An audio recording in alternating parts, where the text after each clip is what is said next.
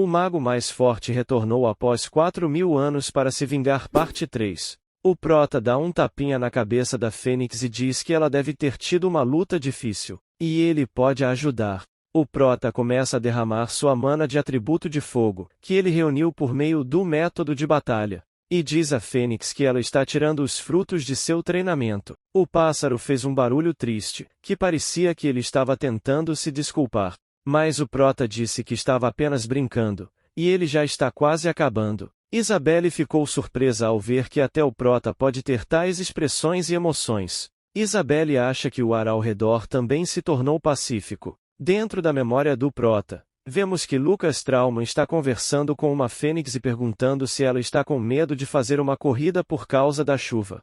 Lucas provoca que a grande fênix não se enfraqueceria com uma chuvinha tão leve, certo?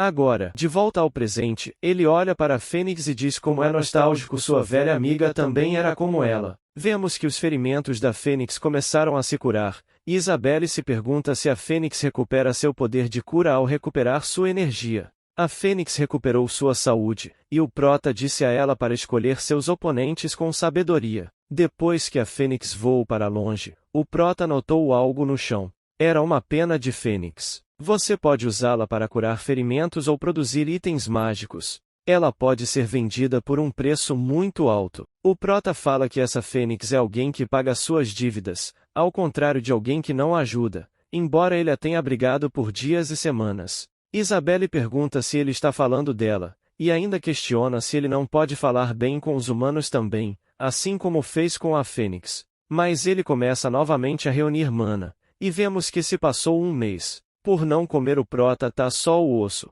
Isabelle olha para ele e pensa que ele é realmente uma pessoa extraordinária. Com seu vasto conhecimento histórico e seu discurso que demonstra um certo nível de maturidade e experiência, é quase como se ele fosse um sábio idoso. A profundidade que ele demonstra é como a de um grande mago impecável. Isabelle mais uma vez tem um vislumbre do grande mago Lucas Trauman vendo nosso prota magro. Ela acha que isso está acontecendo porque ela pode ter sentimentos profundos por ele. O prota acorda novamente, mas dessa vez ele se tornou um mago 6º grau. Isabelle acha que essa é uma cena inacreditável. A pessoa mais jovem do mundo a atingir o 6º grau tinha apenas 35 anos. Se as pessoas souberem que um aprendiz da academia alcançou o 6º grau, o mundo ficará em alvoroço. O prota respira fundo e pensa que agora pode reunir mana apenas respirando. De repente, ele perde o equilíbrio e começa a cair, mas Isabelle o salva, e o prota diz que seu corpo está uma bagunça só porque ele começou a treinar por algumas semanas. Isabelle pergunta se ele quer um pouco de carne seca. Mas o prota fala que não. Vamos caçar. Ele precisa colocar um pouco de comida gordurosa em seu estômago. Quando ele e Isabelle saíram, ficaram surpresos ao ver todos os corpos de monstros mortos do lado de fora da entrada da caverna. O prota diz que isso deve ser obra da malandra da Fênix. Não é de se admirar que ele não tenha sentido nenhum monstro enquanto estava meditando.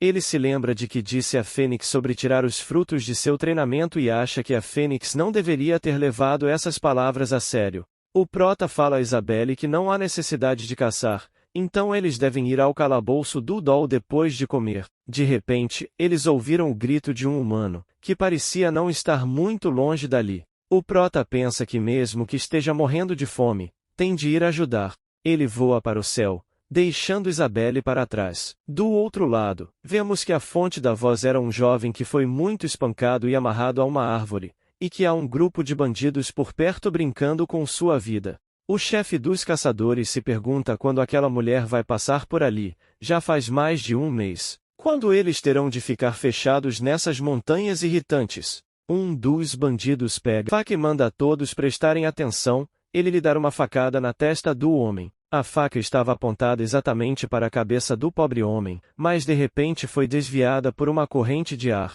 O bandido número 1 zomba do bandido número 2, dizendo que nem mesmo o vento quer o ajudar. De repente, o bandido número 1 se surpreendeu com a presença do prota ali e perguntou a ele quem é ele. Os bandidos sacaram suas armas, mas quando olharam para o rosto do prota, se perguntaram se ele não está prestes a morrer ou já está morto. O prota olha em volta e diz que usar seres humanos vivos como alvos para jogar dardos. Parece que eles estavam se divertindo. O bandido número 1 olha para o prota com espanto e diz que esse cadáver pode falar. No momento seguinte, a cabeça do bandido voa pelos ares. Vemos que a cabeça foi cortada por uma enorme foice de ceifador, que foi invocada do nada no céu. O chefe dos bandidos percebe que essa é uma magia de 5º grau chamada foice de luz. O prota abre a boca e afirma que é hora de uma liçãozinha. Depois de um tempo, vemos que o prota aniquilou todos os bandidos rapidamente. Isabelle se aproxima dele e pergunta se ele matou todos, mas o prota diz que deixou um deles escapar com a magia de rastreamento nele. Ele aponta para um cadáver e diz que os outros bandidos o estavam chamando de vice-capitão. Portanto, deve haver um capitão em algum lugar.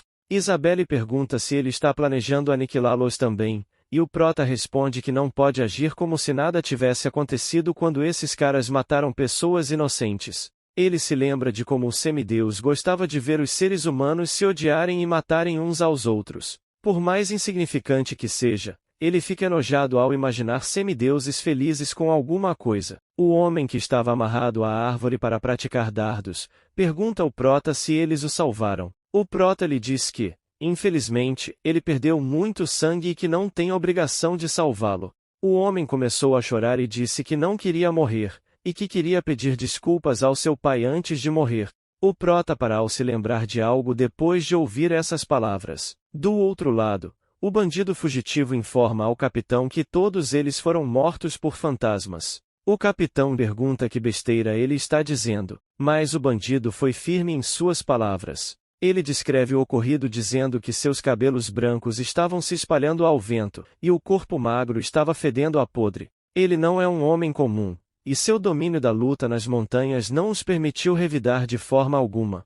Ele fez com que as cabeças de seus membros voassem em um instante, e ele escapou com vida por pouco. O capitão conclui que essa entidade desconhecida deve ser um mago, e seu conselheiro também concorda com ele. O conselheiro diz ainda que, observando as circunstâncias, ele parece ser capaz de conjurar feitiços 2 vezes, o que conclui que ele é um mago de batalha. O capitão dá ordens para aumentar o número de vigias e diz para informar a todos no momento em que encontrar o mago. Depois de se posicionar, mate-o. O conselheiro pergunta se a família Aquarelle contratou esse mago, mas o capitão nega e diz que a orgulhosa família Aquarelle jamais usaria magos como guarda-costas. O capitão aponta para o bandido que fugiu e diz que eles estavam jogando dardos humanos, e questiona quem eles estavam usando para jogar. O bandido diz que era apenas um mercenário aleatório que estava acompanhando a mãe e o filho, que tinham vindo colher ervas. O capitão acha que o mercenário não parece capaz de contratar um mago de batalha. Então quem é esse mago? Algum tempo depois vemos uma carroça quebrada, e muitos soldados mortos. Foi revelado que o culpado por isso era o capitão dos bandidos. A vítima é a filha mais velha da casa dos cavaleiros Aquarelle, chamada Sonia Aquarelle. Os bandidos estavam atacando-os, mas Sonia ainda luta contra os bandidos, embora esteja à beira do colapso, mas não conseguiu vencer o conselheiro do capitão bandido. O capitão diz que está prestes a se apaixonar pela beleza de Sonia Aquarelle pela forma como ela segura sua espada. O capitão faz uma cara muito pervertida e diz que valeu a pena esperar por mais de 1 mês nessas montanhas enfurecidas. Ela é tão bonita quanto os rumores escrevem. Por outro lado, Sonia estava pensando em sua situação quando todos os cavaleiros que a acompanhavam foram aniquilados. Só restaram as criadas e Sanlúter, mas Sanlúter já se aposentou há muito tempo. Portanto, a única pessoa capaz de lutar é a própria Sonia. Por outro lado, há mais de 20 bandidos habilidosos no lado oposto. O capitão dos bandidos pergunta a Sonia onde está o mago que os acompanha. Mas Sonia Aquarelle fica furiosa e questiona que besteira ele tá falando. Ele acha mesmo que um cavaleiro com uma longa história usaria um Hellis mago como escolta. Os magos de hoje em dia são todos fracos. O capitão percebe que o sujeito que interferiu com seus subordinados não era afiliado a eles. Ele diz a Sonia que eles não vão matá-la imediatamente. Sonia pergunta o que ele quer dizer com isso. O capitão questiona se é realmente necessário dizer isso claramente nessa situação. Os bandidos estavam animados, pensando que iriam brincar com uma mulher de família nobre, o que eles jamais poderiam sonhar. Sonia diz que preferiria morder sua língua agora mesmo em vez de se tornar seu brinquedo. O capitão diz que se ela morrer, eles se servirão com as mulheres que estão atrás dela.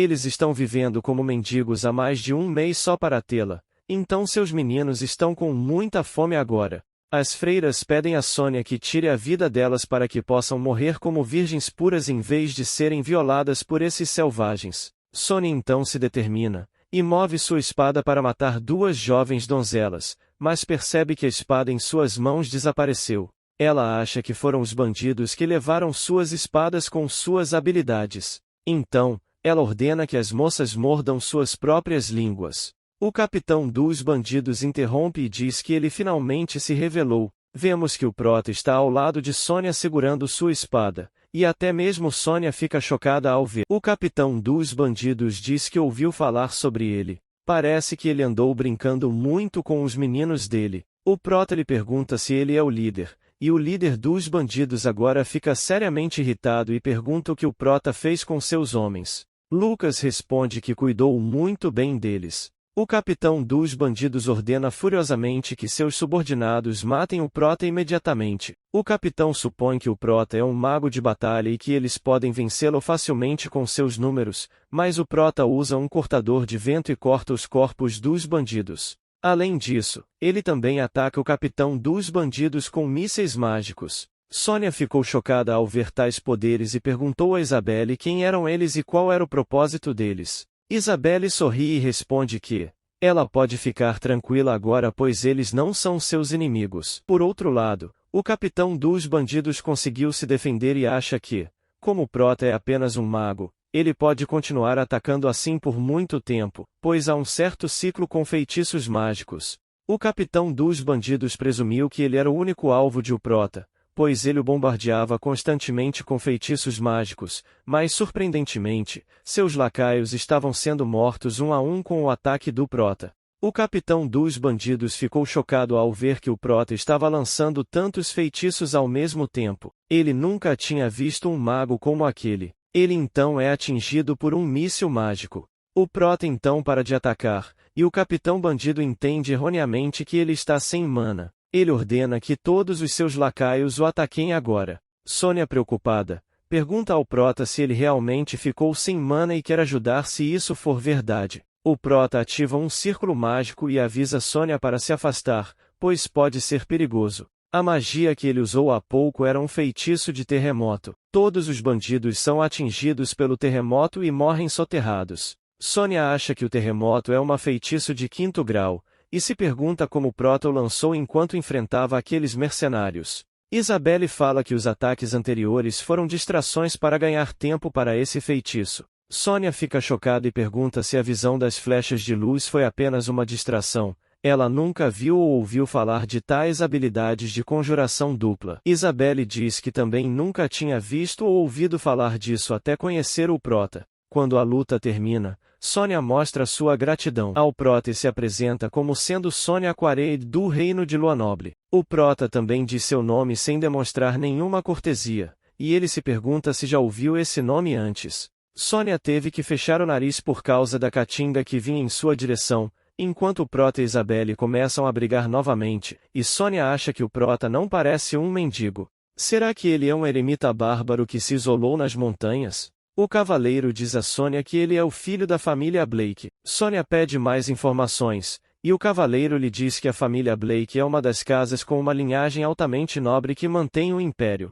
O atual chefe da família, Sarisaka Blake, é um dos 8 magos de 7º grau do império, além de ser o mestre da 6ª torre mágica. Sônia se pergunta como a aparência de uma pessoa tão nobre pode ser tão abatida. O prota questiona a Sônia e ao seu cavaleiro para onde eles estão indo. O cavaleiro diz que eles irão para a cidade mais próxima. Ele ouviu dizer que há uma cidade chamada Espanhola perto dessa área. O prota lhes fala que também está indo para lá, portanto, ele os guiará. O cavaleiro olha em volta e agradece pela proposta, mas primeiro ele terá de recolher os corpos dos cavaleiros que os acompanhavam, e parece que isso vai demorar um pouco, então o prota deve sair primeiro. O prota então pergunta se eles vão enterrá-los ali, e o cavaleiro diz que não tem outra opção, pois não podem transportá-los todos para a cidade. O prota lhes diz que os levará para a cidade por ele. Ele então usa sua magia e faz todos os corpos mortos e a carruagem quebrada flutuarem. O prota coloca a carruagem em um carrinho de mão e em seguida, Coloca todos os soldados mortos no carrinho. Enquanto caminhavam em direção ao seu destino, Sônia ficou chocada quando percebeu que o prota tinha apenas 20 anos de idade. Ela esperava que ele tivesse pelo menos 30 anos. O prota fala quem se importa que sua idade seja 20 ou 30 anos. Ele então muda o assunto para aqueles mercenários bandidos e diz que parecia que eles estavam esperando por ela nas montanhas desde o início. Sônia diz que agora que pensa nisso, eles disseram que estavam esperando por eles há mais de um mês. O cavaleiro fala que se for um mês, é mais ou menos o mesmo período em que eles saíram de Lua Nobre. Ele ainda diz que não consegue pensar no culpado, mas os Aquared têm tantos inimigos quanto aliados. Sônia fala que esses mercenários eram muito habilidosos. Como eles conseguiram despachar mercenários tão habilidosos, devem ser pessoas com grande poder.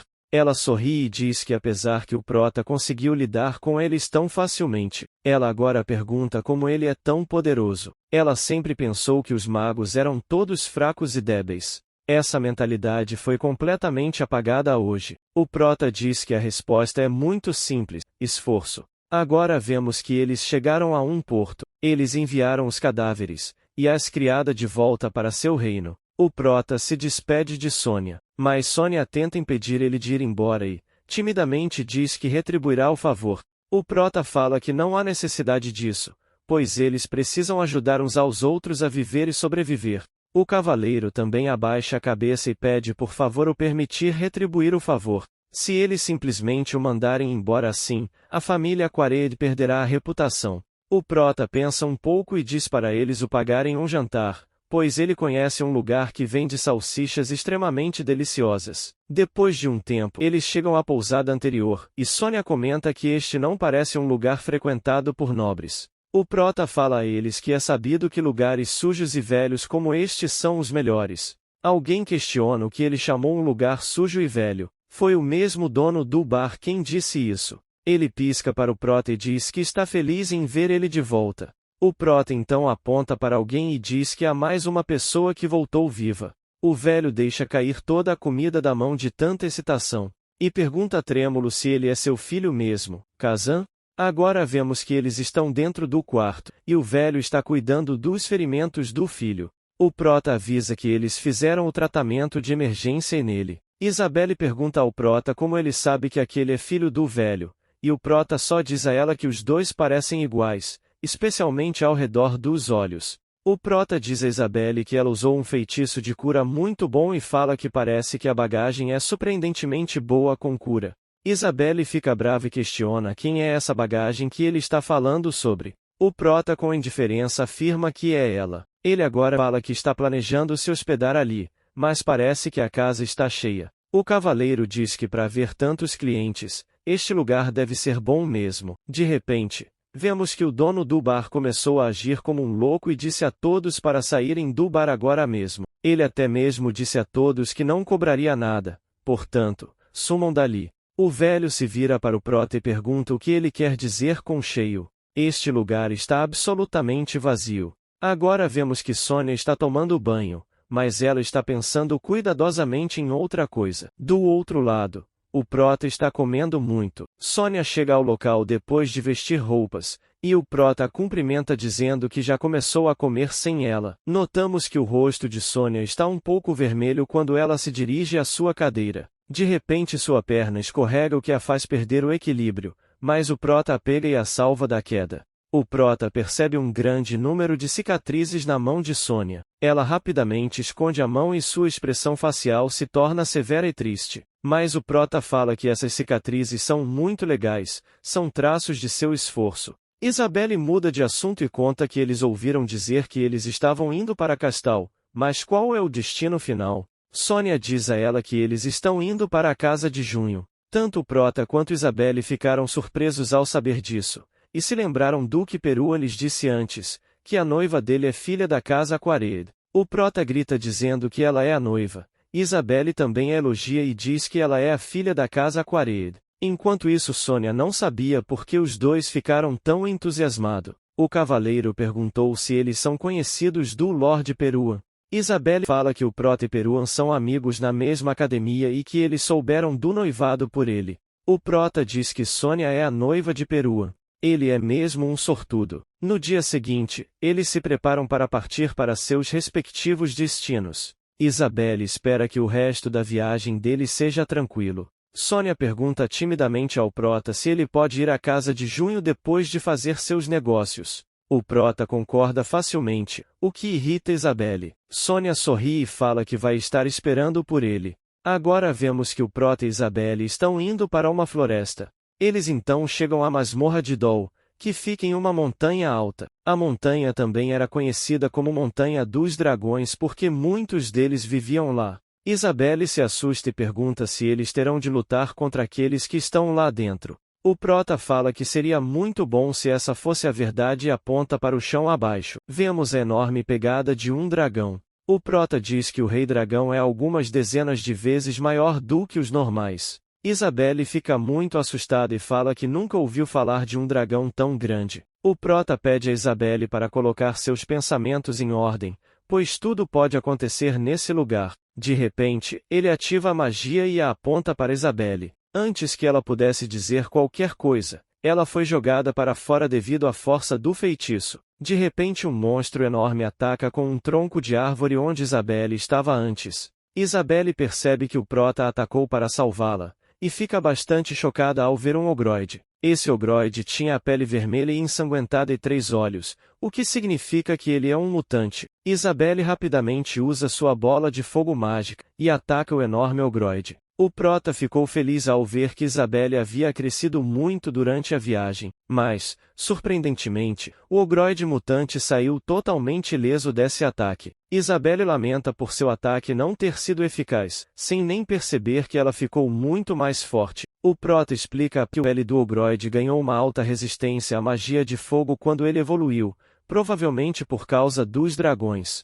Isabelle ficou surpresa ao saber que o monstro evoluiu em um atributo. Ela pergunta o que eles devem fazer então. O Prota fala que se o fogo não funcionar, então você deve usar o gelo, e ele convoca umas enormes lanças de gelo. Isabelle estava tremendo de frio porque, só de criar essas 2 pequenas lanças de gelo, a temperatura ao redor caiu como se o inverno tivesse finalmente chegado. Isabelle olha para o Prota e acha que ele realmente a lembra o grande mago Lucas Trauma. O Prota dispara a lança de gelo contra o ogroide, mas o ogroide os rechaça com muita fúria. Isabelle percebe que mesmo uma poderosa lança de gelo não conseguiu perfurar completamente sua pele. Eles fugiram da visão do ogroide e se esconderam. O Prota comenta que o monstro não apenas experimentou a evolução de atributos, mas seus ossos e pele foram reforçados como aço. Isabelle diz que o ogroide tem super força, seria melhor queimá-lo com magia de fogo, mas sua pele tem alta resistência ao fogo.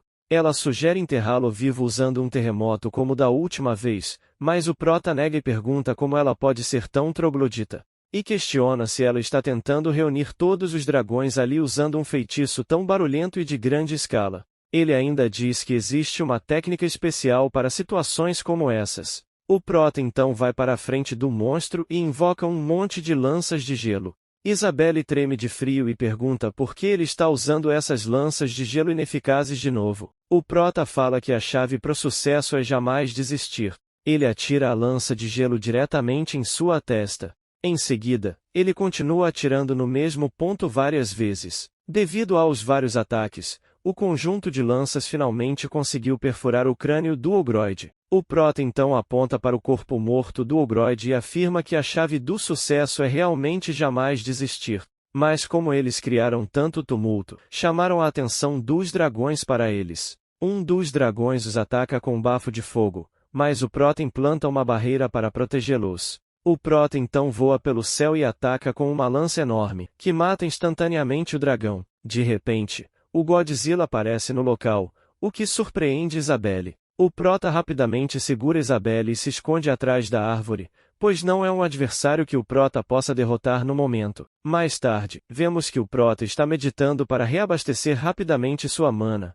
e Isabelle também está usando sua magia de cura para curar seus ferimentos. O Prota tem lutado contra monstros nas últimas 2 semanas e sua mente agora está em sincronia com esse novo corpo, mas ainda há algo que ele precisa fazer.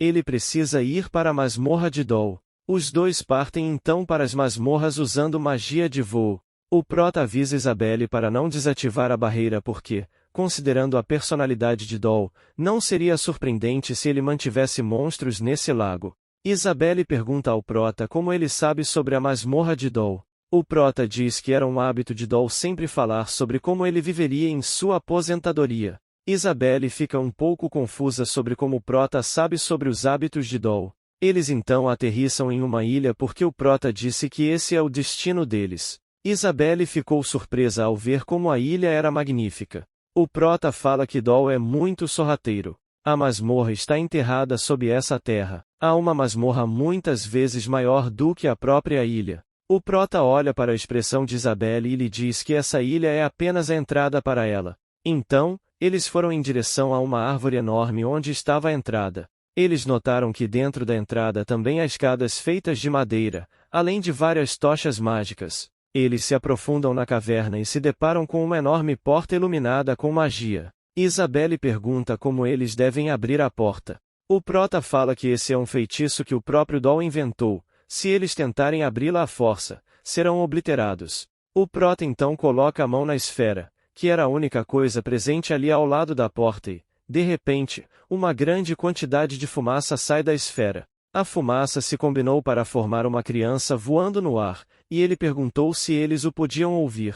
Isabelle se pergunta que coisa estranha é essa e quem ele é. Mas o prota ficou ali parado em choque. O garoto disse a eles bem-vindo à sua masmorra. Ele não sabe o que eles, magos miseráveis, estão fazendo neste lugar, mas ainda assim são bem-vindos. O prota tenta tocar o garoto, mas infelizmente suas mãos passam por ele, o que conclui que ele é apenas uma projeção. Isabelle diz que parece ser uma mensagem de boas-vindas gravada, usando mana. O prota estava tremendo de tristeza e, com lágrimas nos olhos, se perguntou quantos anos ele tinha ao gravar essa mensagem. Ele deveria ser um homem velho e senil. Ainda assim, é bom vê-lo novamente, mesmo nessa forma. Doll. A projeção gravada do jovem Doll pergunta o que traz eles a este lugar. Devido ao timing perfeito de suas respostas, Isabelle pensou que eles poderiam conversar com essa projeção. Mas o jovem garoto disse novamente que eles podem tentar o dizer, mas esta é apenas uma gravação automática, então ele vai apenas dizer o que pensa. O garoto diz ainda que não importa o que eles queiram, eles o obterão ali porque este lugar é sua masmorra.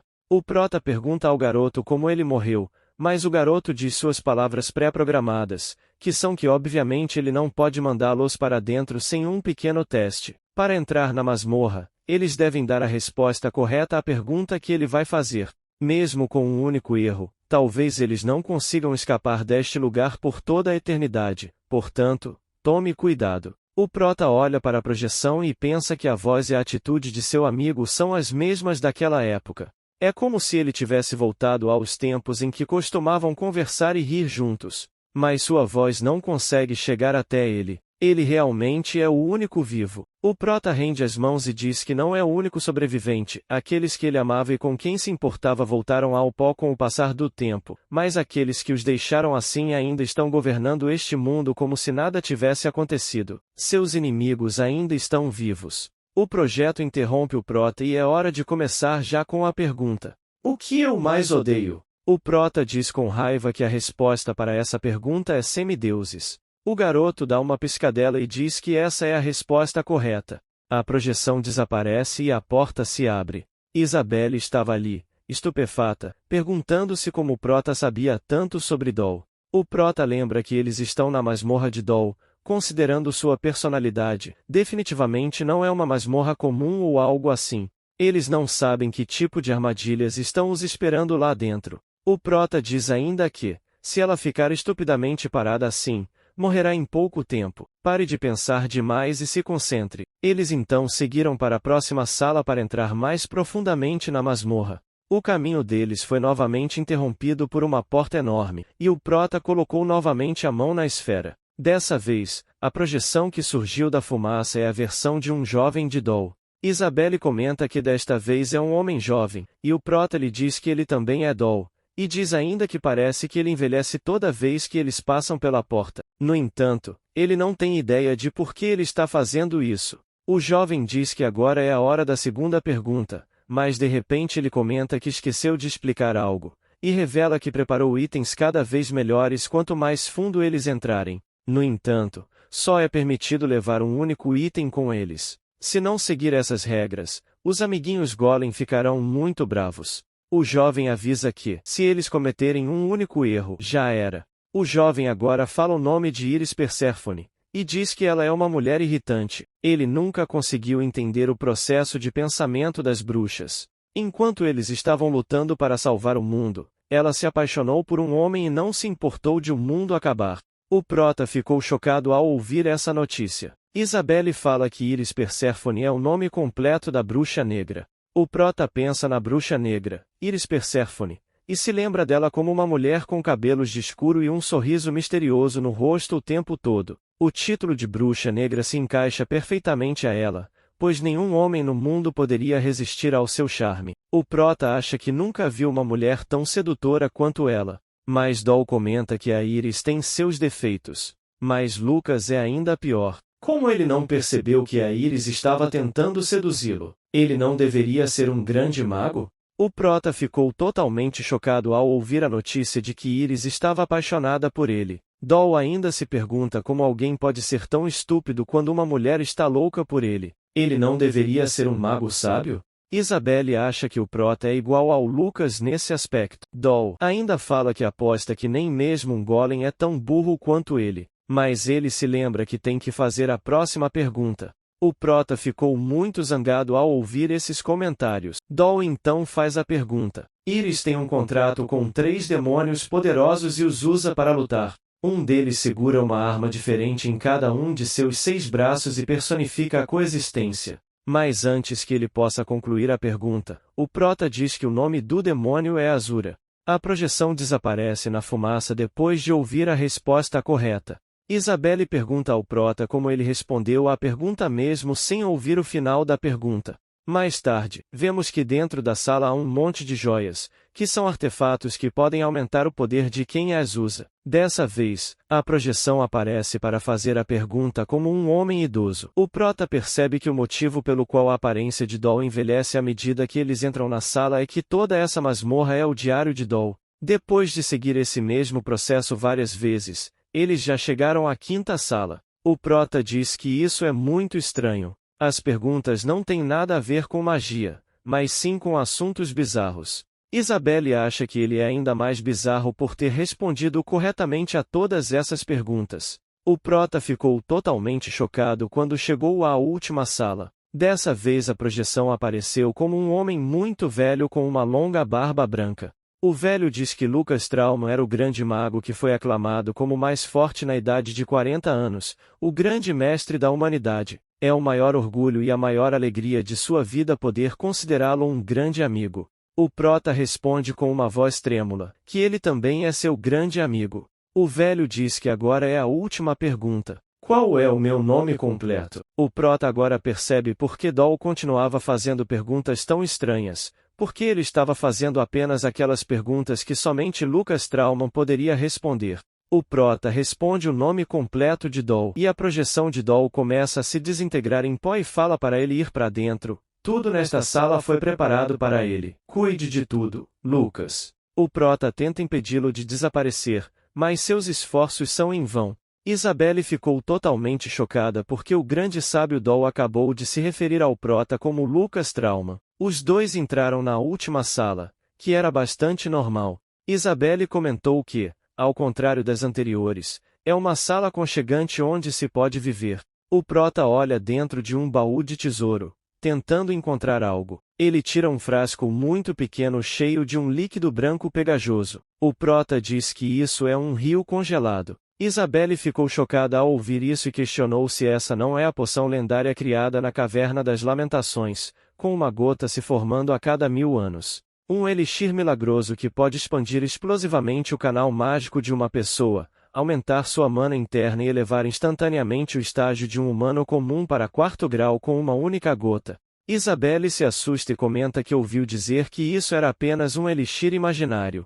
E agora ele está dizendo que essa coisa branca e pegajosa é o rio congelado. O prota diz que sim, e que ele absolutamente precisa disso se quiser chegar ao 7º grau.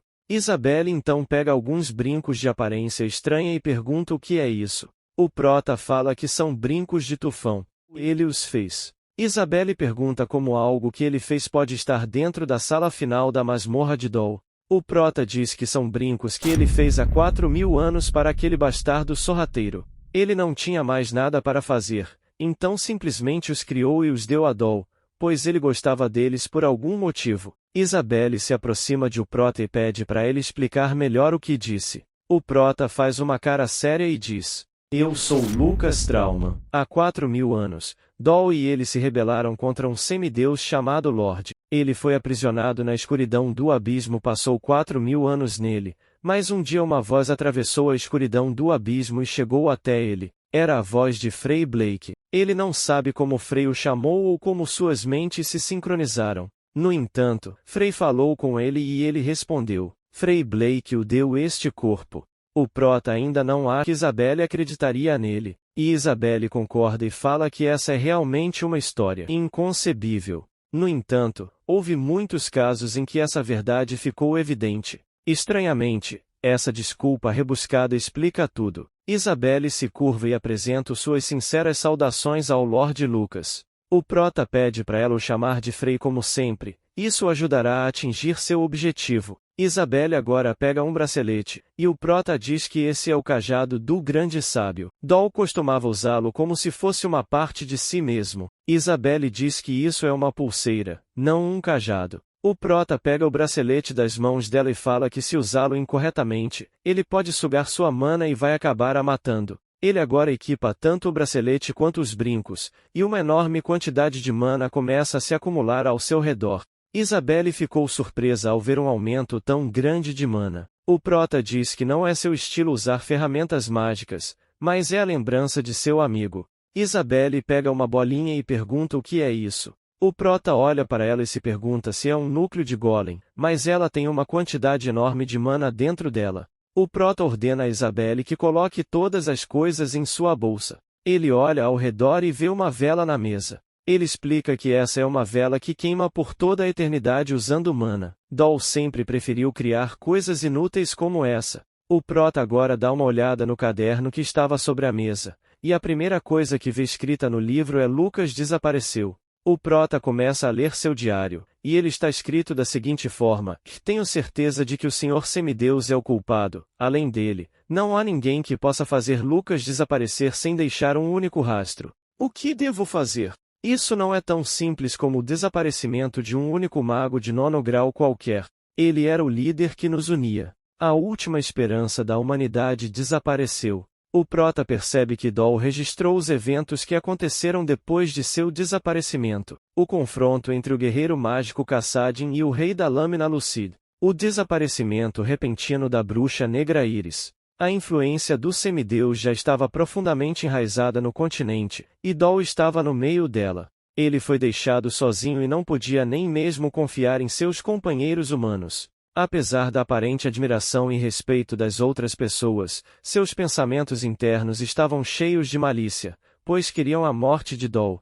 Nesse diário, as terríveis batalhas que ele travava diariamente eram registradas em detalhes. Lucas leu sobre a vida de seu amigo enquanto ele lutava sozinho. Ainda leu que Lucas é nosso líder, alguém que nunca poderá ser substituído. Tentei carregar o fardo em seu lugar, mas, com o passar do tempo, cada segundo mostrava a realidade de minha falta de habilidades e o vazio que Lucas havia deixado para trás. As últimas palavras de Dol foram: "Sinto muito, Lucas, não consegui fazer isso." O prota estava tremendo de dor e se perguntou por que ele chegou tão longe sozinho. O prota ainda disse que só percebeu como era solitário estar sozinho depois de experimentar sua vida atual. O prota fecha o diário de Dol e quer dar a solidão que Dol sentiu junto com seu testamento, e pede para ele observar atentamente. Com certeza ele vai acabar com a raça do semideus. Isabelle olha com tristeza para o diário de Dol e, de repente, percebe algo. Ela interrompe o prota e diz que ainda resta mais uma página. O conteúdo escrito naquela página era o seguinte: "Para aquele que está lendo isso, você deve completar a Anastasia. Deixei todos os meus registros lá dentro, na minha maior obra-prima, Anastasia."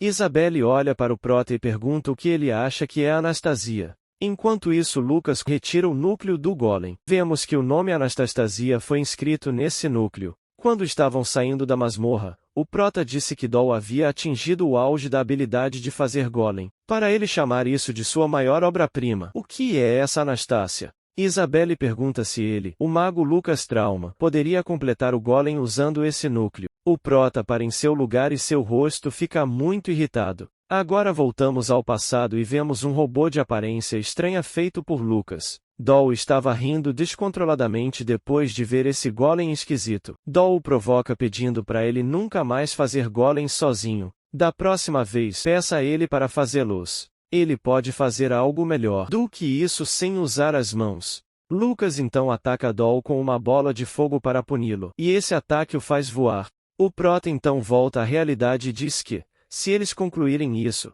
eles vão poder conhecer a história não registrada. Isabelle pergunta o que é essa história não registrada de que está falando. O Prota responde que é tudo o que aconteceu enquanto ele estava trancado no abismo. O Prota para de repente, e Isabelle pergunta o que há de errado desta vez. O Prota responde com raiva para Isabelle que assim que saírem para o lado de fora, ela deve voltar para a aldeia imediatamente. Quando eles saíram, foram recebidos pelo Godzilla, quer dizer, Rei Dragão, que estava esperando atentamente por eles. O Prota pergunta ao monstro se ele esperou muito, mas o monstro não responde. Mas a luta contra o Godzilla vai ficar para a próxima. Se você gostou do resumo, não esquece de deixar o like no vídeo e se inscrever no canal com o sininho ativado para ficar ligado nos próximos vídeos. Aqui no card e na tela final estarei deixando outro resumo que tenho certeza que vocês vão gostar.